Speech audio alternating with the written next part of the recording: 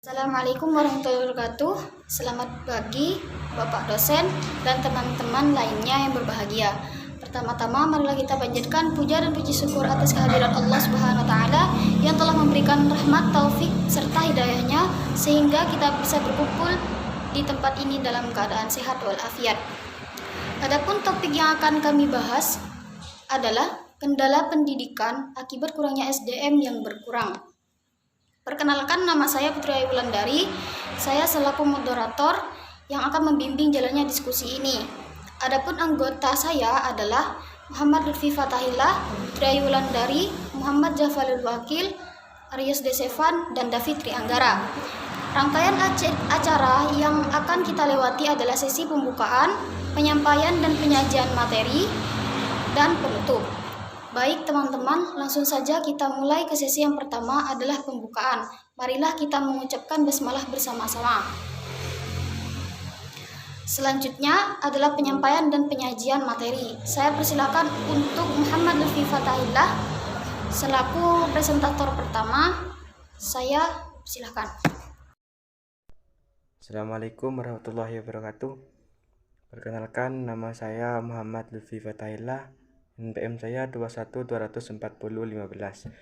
Nah, di sini saya akan menerangkan tentang kendala pendidikan akibat kurangnya SDM yang berkualitas. Nah, di sini SDM yang berkualitas, kendalanya itu salah satu faktor permasalahan pendidikan di Indonesia, yaitu akibat ketidakmampuan atau rendahnya kualitas sumber daya manusia yang disebut dengan SDM. Nah, untuk mengelola SDA itu kepanjangan dari sumber daya alam. Kualitas SDM yang rendah tersebut karena masyarakat trauma di daerah pinggiran masih memiliki kesadaran yang rendah akan pentingnya pendidikan formal. Sumber daya manusia yang rendah membuat kemajuan negeri menjadi terhambat. Pasalnya, mau sebanyak apapun sumber daya alam yang dimiliki Indonesia, tidak akan terpengaruh pada pertumbuhan bangsa apabila tidak dikelola oleh orang-orang yang tepat. Tanpa adanya pendidikan yang berkualitas, cita-cita menjadi negara yang maju hanyalah sebuah angan-angan. Nah, di sini ada poin kendala pendidikan SDM. Di sini ada 5 poin. Ada 4 poin, yaitu kurangnya ketersediaan dana pendidikan. Yang nomor 2, minimnya bahan belajar mengajar. Yang ketiga, rendahnya kualitas tenaga pendidik. Yang keempat, kurangnya sarana dan prasarana pendidikan yang memadai. Nah, poin ini akan dijelaskan oleh teman saya. Sekian dari saya. Assalamualaikum warahmatullahi wabarakatuh. Perkenalkan, nama saya Muhammad Jafalul Wakil dengan NPM 212004026. Di sini saya akan menjelaskan tentang minimnya bahan belajar mengajar. Permasalahan pendidikan di Indonesia yang berikutnya adalah kurangnya bahan belajar mengajar. Demi meningkatkan kualitas belajar, murid sudah sepatutnya memperoleh buku pelajaran atau lembar latihan soal. Tidak adanya perpustakaan atau bahan belajar gratis juga dapat menghambat proses pembelajaran. Seharusnya bantuan berupa bahan belajar diberikan lebih banyak ke wilayah-wilayah yang dengan masyarakat kurang mampu. Bukan itu saja, guru juga memerlukan bahan ajar yang dengan materi yang berkualitas dan sesuai kurikulum terbaru sedang berlaku. Jika tenaga pendidik memakai bahan ajar yang ketinggalan zaman, tentu kegiatan mengajar menjadi kurang maksimal. Ini akan berpengaruh pada proses penyerapan ilmu pada murid. Cukup sekian pengertian dari minimnya bahan belajar mengajar.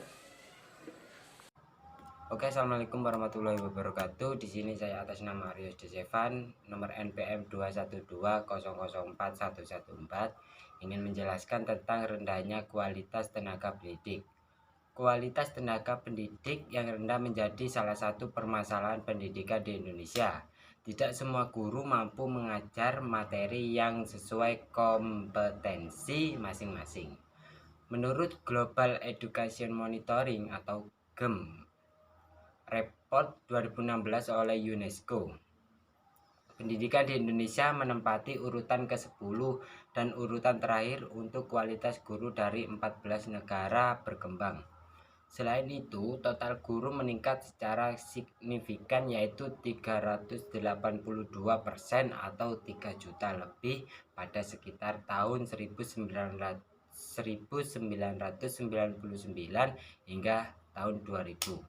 Jumlah ini tidak sebanding dengan jumlah peserta didik yang berkisar dalam 17% saja. Di titik dari jumlah guru sebanyak itu pun masih ada 52% guru yang belum mempunyai sertifikat profesi dan 25% yang belum memenuhi kualifikasi akademik. Tidak hanya ketiga faktor di atas, namun hal-hal di bawah ini juga perlu diperbaiki dalam sistem pendidikan di Indonesia, seperti ujian nasional atau undi Indonesia, di mana ujian nasional tidak lagi menimbulkan efek positif kepada siswa, guru, sampai kepala sekolah, sarana dan prasarana di sekolah. Ada kesenjangan pendidikan, mahalnya biaya pendidikan dan penerapan e-learning. Itu saja yang bisa saya sampaikan. Saya kembalikan lagi kepada moderator. Assalamualaikum warahmatullahi wabarakatuh. Assalamualaikum warahmatullahi wabarakatuh. Perkenalkan, nama saya David Trianggara. Di sini saya akan menjelaskan tentang kekurangannya sarana dan prasarana pendidikan yang memadai. Selain masalah kekurangan guru, permasalahan yang sering terjadi sekarang ini di Kecamatan Weda Timur di beberapa desa, ada sekolah yang sarana dan prasarananya kurang memadai. Dan banyak yang memperhatikan, misalnya fasilitas yang kurang seperti ruang kelas yang bocor, alat praktek yang kurang, bangku dan meja yang rusak, dan lainnya. Padahal kesediaan sarana dan prasarana sekolah sangatlah penting untuk menunjang proses pendidikan yang lebih baik. Guru yang akan mengurus prasarana sering terkendala dalam penyediaan karena urusannya kebanyakan dipersulit oleh pemerintah. Dengan ini, masalah tersebut dapat menimbulkan kesenjangan dalam mutu pendidikan di kecamatan tersebut. Fakta, saat ini beberapa sekolah sangat kekurangan fasilitas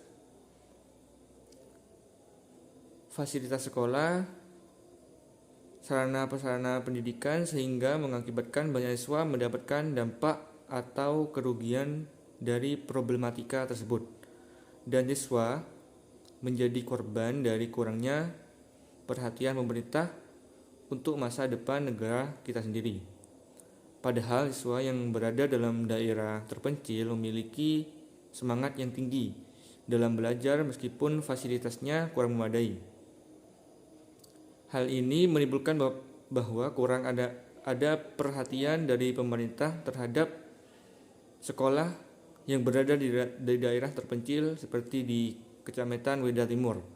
Kurangnya sarana dan prasarana, siswa tidak bisa menggunakan fasilitas seutuhnya yang telah dijanjikan oleh pemerintah, dan juga tidak bisa mengembangkan bakat yang dimiliki oleh siswa tersebut.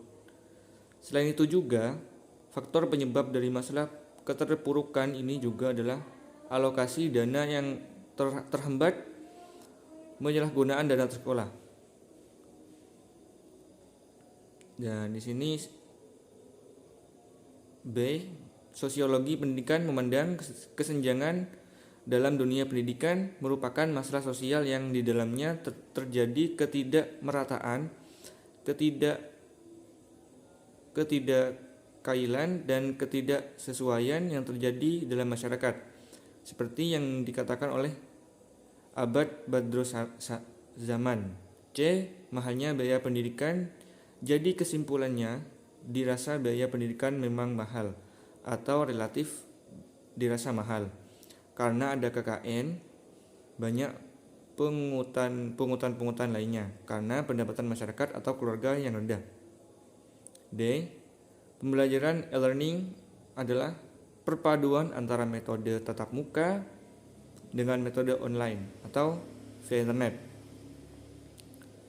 Via internet dan berbagai pengembangan teknologi informasi lainnya, metode pembelajaran tradisional saat ini memerlukan sebuah perubahan dalam kaitannya dengan proses adaptif dan mempersiapkan para peserta didik agar siap. Sekian presentasi dari saya, terima kasih.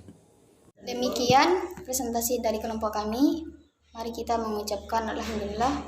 Saya sebagai moderator mohon maaf atas kurangnya dan terima kasih untuk perhatiannya. Assalamualaikum warahmatullahi wabarakatuh.